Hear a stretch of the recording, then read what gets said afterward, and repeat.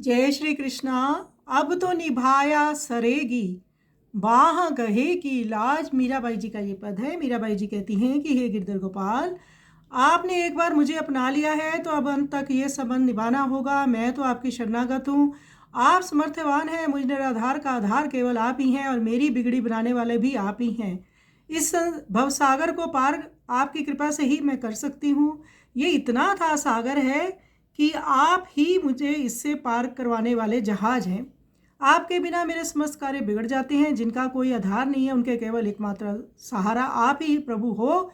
हे जगत गुरु, आपके बिना मैं व्याकुल हो रही हूँ। युगों युगों से आप अपने भक्तों के दुख दूर करते आ रही हैं और आपने ही उन्हें मोक्ष प्रदान किया है, अर्थात आवागमन से मुक्त करवा दिया है।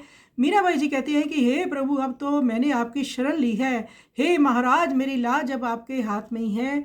बहुत सुंदर विनती मीराबाई जी कर रही हैं। आइए सुंदर पद का हम श्रवण करें।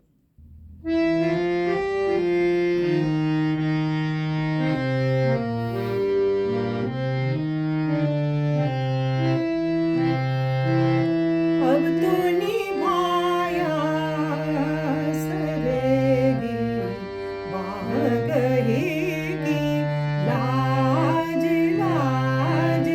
समरथ शरण तुम्हारी, सैया सर्व सुधार।